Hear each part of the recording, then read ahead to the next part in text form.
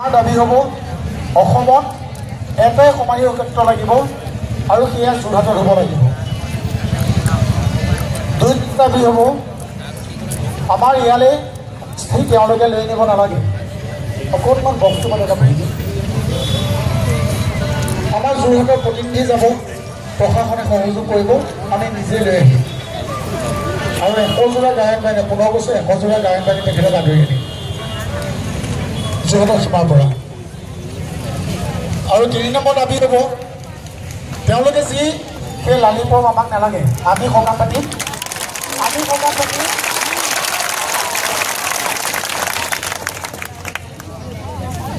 আমি যোৰহাটীয়ে পাতিম আৰু চৰকাৰে আমাক সহযোগ কৰিব। আমি চৰকাৰ আছে নাই এই ধনী কৰি পেলাই আমাৰ অসম চৰকাৰৰ কামত কৰিব লাগিব, আছেনে? ধন্যবাদ। এতিয়া আমি পানী ঢালিব লৈছোঁ। আমাৰ আশীৰ্বাদটো আপুনি দিয়ক, তাৰপিছতে অহৰি অৰা জয়ধ্বনি সকলোৱে দিব।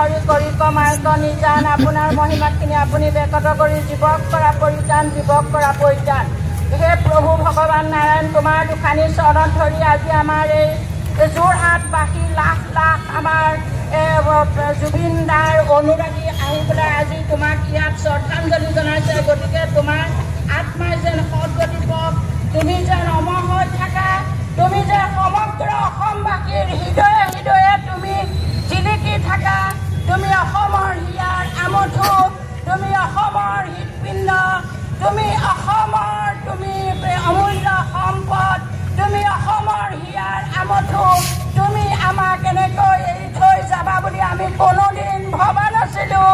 আজি শত সহস্ৰৰ অনুৰাগীয়ে আহি তোমাক ইয়াতে তোমাৰ আত্মাৰ সদগতিৰ বাবে সেৱা জনাইছে।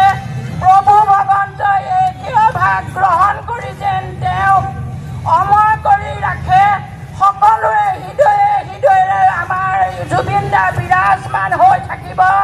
তুমিও তোমাৰ যদিও কায়িককে দেহাটো নাই, তুমি আত্মিকভাৱে সকলোৰে হৃদয়ত তুমি জিলিকি থাকা। প্ৰভু ভগৱন্তৰ চৰণত সেৱা জনাইছো। আমাৰ জুবিন দা অমৰ হৈ থাকক। জয় জুবিন দা, জুবিন দা, জুবিন দা অমৰ হৈ থাকক, আমাৰ জুবিন দা অমৰ হৈ থাকক। জয় জুবিন দা। অসমীয়া তেজে বৈ থকা হিয়া নামতো জুবিন গাৰ্গ জিন্দাবাদ।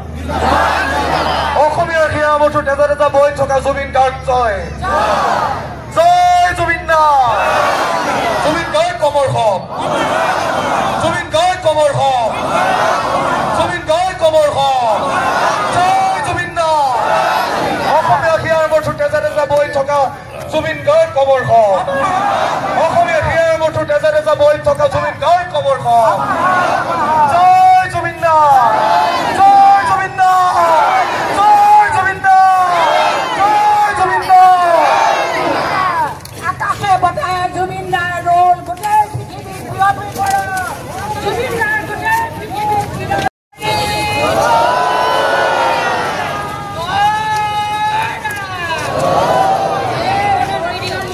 আমি জুবিন দাক অমৰ কৰি ৰাখিবৰ কাৰণে আমি ভগৱানৰ ওচৰত প্ৰাৰ্থনা জনাইছোঁ।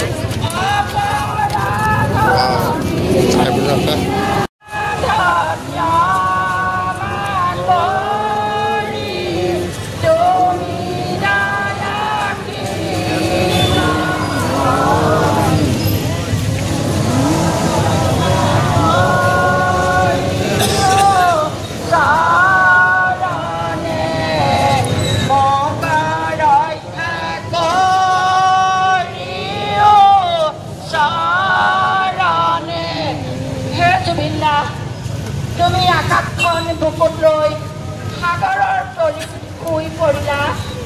শত সহস্ৰ তোমাৰ অনুৰাগীক এৰি থৈ আজি অনুৰাগীয়ে 3 দিন 4 দিন ধৰি পেটত ভাত নাই, চকুত টোপনি নাই, প্ৰতি শিৰাই শিৰাই জুবিন দা জুবিন দা জুবিন দা বুলি চিঞৰি উঠিছে। শত সহস্ৰ তোমাৰ অনুৰাগীৰে জুবিন দা জুবিন দা জুবিন দা অমৰ হওক বুলি চিঞৰি উঠিছে। তুমি অমৰ হৈ থাকা জুবিন দা। তোমাৰ সমাধিস্থান আমাৰ যোৰহাটত হ'ব লাগিছিলে, কিন্তু নহ'লে যিকেইটা কালপেৰেতে তোমাক তালৈ নি হত্যা কৰিলে সেইসকলে উচিত শাস্তি পাবই লাগিব, পাবই লাগিব, উচিত শাস্তি পাবই লাগিব। দৰকাৰ হ'লে সেইকেইটাক ফাঁচি দিব লাগিব। আমাৰ অসমৰ সম্পদত কিয় এনেদৰে নিৰ্মমভাৱে অত্যাচাৰ কৰি হত্যা কৰিলে? তেওঁলোকক ফাঁচি দিলেও একো দোষ নাই বুলি মই কওঁ। মই ইয়াতে গৈ মই আপোনালোকৰ ওচৰত